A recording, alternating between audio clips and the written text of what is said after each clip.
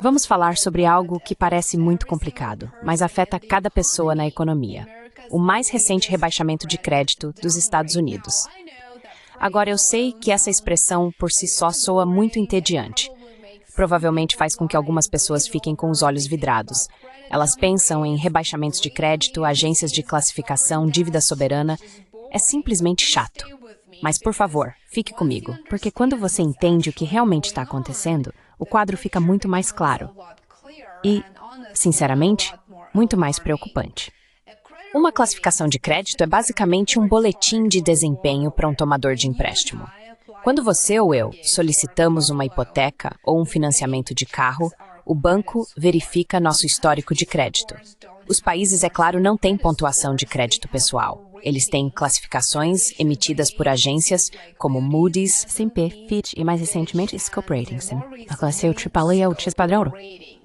A AAA rating is the gold standard. AA+ is still excellent, but A mais ainda é excelente, mas cada degrau abaixo representa um risco um pouco maior e custos de juros ligeiramente mais altos. E isso importa muito quando o tomador é o governo dos Estados Unidos, o emissor do ativo mais importante do mundo, os títulos do Tesouro Americano. Então, o que uma redução de classificação realmente significa? Não significa que os Estados Unidos estão de repente à beira de um calote. Não significa isso. Ninguém está preocupado que o Tesouro não vai emitir o cheque para o próximo pagamento de juros. Em vez disso, é um sinal, quase como um alarme de advertência antecipado, dizendo aos investidores que o caminho fiscal de longo prazo da América está começando a parecer bastante insustentável. E os números claramente confirmam isso. De acordo com o Federal Reserve de St. Louis, em 2020, os Estados Unidos pagaram 514 bilhões de dólares em juros sobre sua dívida nacional.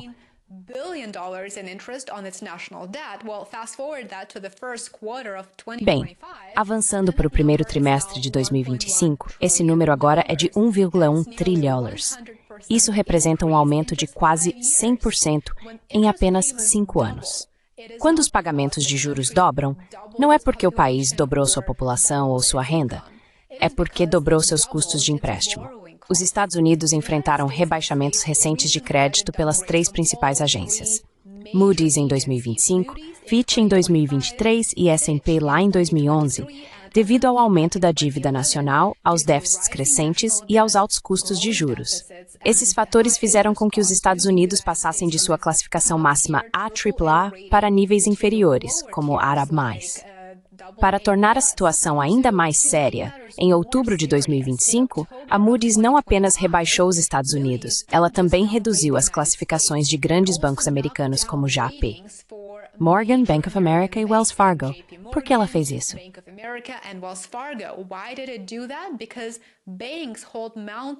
Porque os bancos detêm montanhas de dívida do governo dos Estados Unidos.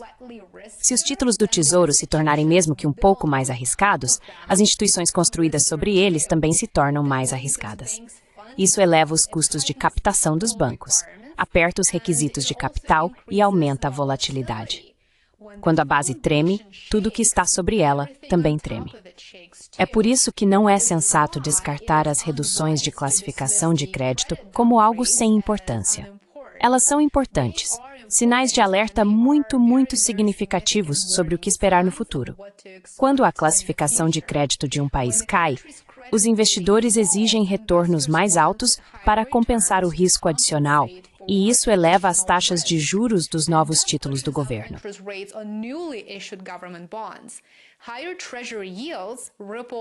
Os rendimentos mais altos dos títulos do Tesouro têm efeitos em cadeia. Isso significa taxas de hipoteca mais altas, taxas de financiamento de automóveis mais altas, taxas de cartão de crédito mais altas e assim por diante. As empresas enfrentam custos de financiamento mais caros para expansões ou contratações. E adivinha, com o tempo, os consumidores também sentem isso em suas contas mensais.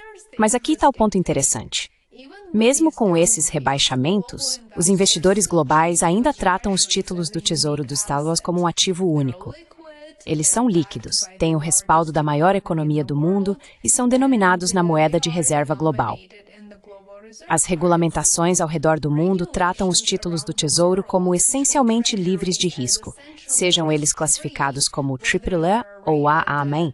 Então, a maioria das grandes instituições não vai se desfazer de seus títulos americanos apenas porque a classificação mudou.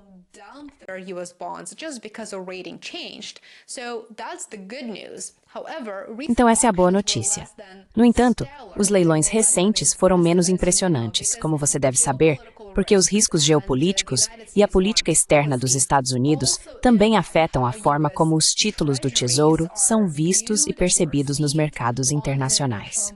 Dito isso, as classificações de crédito influenciam o comportamento. Elas funcionam como sinais. Quando uma agência de classificação diz "estamos preocupados", os investidores fazem uma pausa, reavaliam e talvez façam ajustes pontuais. E quando milhões de investidores fazem isso simultaneamente, os mercados reagem, a volatilidade aumenta, os rendimentos mudam, o sentimento se torna cauteloso, o que é exatamente o que temos observado nos últimos anos.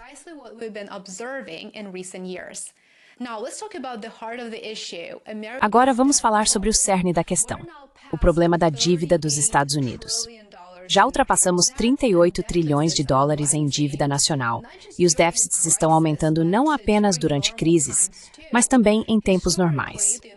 Historicamente, os Estados Unidos registraram grandes déficits durante eventos como a Segunda Guerra Mundial ou a crise financeira de 2008, e depois voltaram a uma situação mais saudável quando a emergência passou. Pois bem, hoje os déficits estão crescendo mesmo quando o desemprego está baixo e o crescimento é relativamente estável. A Scope Ratings projeta que a relação dívida-PIB dos Estados Unidos chegará a 140% até 2030, bem acima da maioria dos pares econômicos da América, aliás.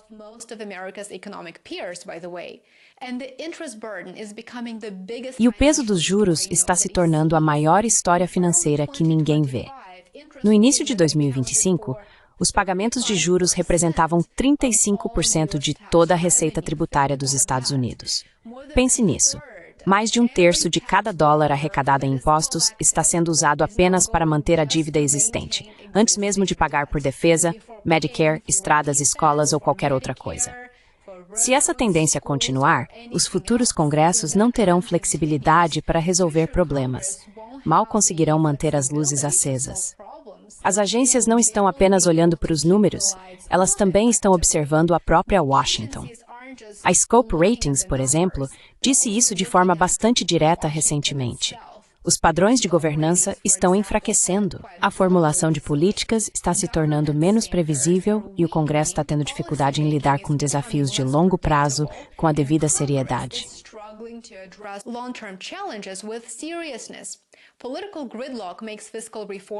O impasse político torna a reforma fiscal quase impossível. Os cortes de impostos são prorrogados sem compensações, os gastos obrigatórios continuam aumentando e a Previdência Social e o Medicare permanecem intocáveis politicamente, apesar das enormes obrigações não financiadas. A cada ano, torna-se mais difícil reverter o curso. É por isso que os Estados Unidos continuam sendo rebaixados, pela Moody's em maio, pela Scope em outubro, pela Fitch em 2023 e pela S&P lá em 2011. Isso mostra que não se trata de um evento repentino, é um alerta em câmera lenta de que o mutuário mais importante do mundo está esticando sua credibilidade. Mas aqui está a parte que nos afeta mais de perto. Enquanto o governo federal pode continuar aumentando seu teto da dívida repetidas vezes, você e eu não podemos. Nós não podemos fazer isso.